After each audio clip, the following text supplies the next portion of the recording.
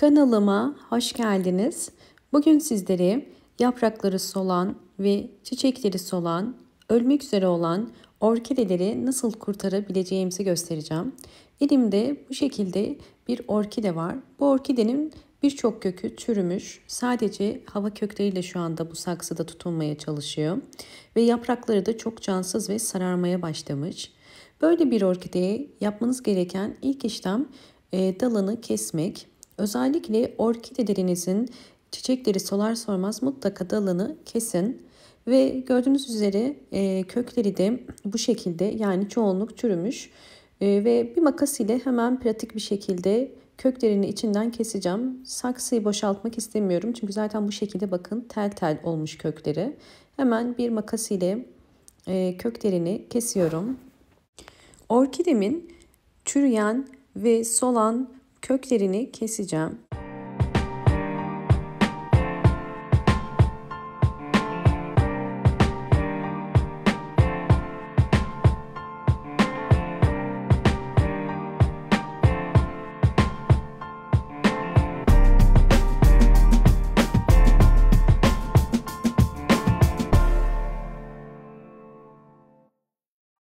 Orkidemi çeşmede hem yapraklarını hem de köklerini iyice yıkadım. Artık orkidemizi canlandırmak için diğer aşamaya geçebiliriz. Orkidemizi canlandırmak için bugün pirinç kullanacağım. Pirinç özellikle içerisindeki vitaminler sayesinde orkidelerin yapraklarının ve köklerinin canlanmasına ve sağlıklı büyümesine yardımcı olur. Bu yüzden ihtiyacım olan 1 yemek kaşığı kadar pirinç kullanıyorum. Bakın bu şekilde ve üzerine alabildiği kadar su koyacağım. Sizler pilav için hazırladığınız tuzsuz pirinç suyunu da kullanabilirsiniz. Biraz karıştırıp 30 dakika bunu bekleteceğim. 30 dakika beklettiğim pirinç suyum hazır. Bakın içerisindeki vitaminler suya geçti. Renginden de zaten anlayabilirsiniz. Şimdi bunu bir tabağa boşaltıyorum. Orkidemin yeniden canlanması için pirinç suyun içerisine koyuyorum. Özellikle hem köklerinin hem de yapraklarının canlanması ve vitamin desteğine ihtiyacı var. Ve bunun için de pirinç suyu çok ideal. Bunun içerisinde bir gece bekleteceğim. Yani sizler 12 saat ile 24 saat arası orkidenizi bu suda bekletebilirsiniz. Özellikle yapraklarının da pirinç suyuna ihtiyacı var. Bu yüzden ister pamuk ile yapraklarını pirinç suyuyla ıslatabilirsiniz. Ya da bu şekilde direkt yapraklarını içine daldırıp üzerindeki su ile bir gece bekletebilirsiniz. Zaten kuruyacaktır. Bir gece pirinç suyunda beklettiğim orkidemi bu sudan çıkarıyorum. Ve orkidemizin hem yapraklarını ve özellikle gövde ve yaprak aralarını iyice kurutuyoruz. Bugünkü yöntem için bir pet şişeye ihtiyacımız var. Orkidemizi bugün biz sera yöntemiyle kurtaracağız. Bunun için bir şişe kullanıyorum. Şişenin büyüklüğünü kendiniz ayarlayabilirsiniz orkidenize göre. Bu yüzden bakın üst kısmından kesiyorum. Tamamıyla kesmeyeceğim. Bir bağlantı noktası bırakıyorum. Bakın bu şekilde. Çünkü orkidemize burada sera yöntemi uygulayacağız. Bu yöntemde ilk olarak ihtiyacımız olan şey biraz çiçek toprağı. Çok fazla değil, sadece çok az bir çiçek toprağı koyacağım. Yani çam kabuğunu koyacağım. Sizler de çam kabuğu ya da kil bilyesi ya da eğer varsa Hindistan cevizi kabuğu da koyabilirsiniz. Fark etmez. Çok fazla koymuyoruz. Sadece en alt kısmında bakın koydum. Bu şekilde. Evet, şimdi üzerine her zaman köklendirme için kullandığım yosundan koyacağım. Yosun özellikle köksüz orkideleri köklendirmede çok etkili. Mutlaka kendiniz de yosun kullanabilirsiniz. Yosunu ben genelde ormanda topluyorum ve daha sonra sirkeli su ile dezenfekte ediyorum. Sizler de bu şekilde yapabilirsiniz. Daha sonra da yıkayıp kurutuyorum ve lazım oldukça kullanıyorum.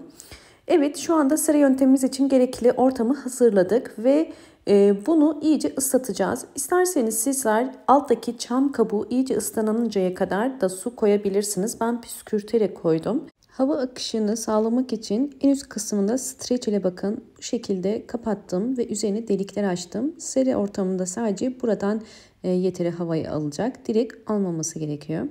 Ve şimdi orkidemi içine koyuyorum. Bu orkidemizin yapraklarının yeniden canlanması yoğun nem ile olacaktır. Bu yüzden de bu tarz uygulamalar orkidenin yapraklarının eğer çok cansız ve buruşuksa canlanmasına ve özellikle köksüz orkidelerin yeniden kök çıkarmasına yardımcı olur. Bu yöntem sadece kökleri olan orkideler için değil, özellikle köksüz orkideler için çok iyi sonuçlar çıkarır. Bakın gördüğünüz üzere hemen yosunun üzerine koydum ve alt kısmında da bu şekilde bir parmak yüksekliğinde su var. Ve sürekli bu suda kalarak yoğun nem sağlamış olacak bu orkidemiz ve yeniden canlanacak. Sizlere daha önce bu yöntemde hiç kökü yokken köklendirdim orkidemi de özellikle göstermek istiyorum.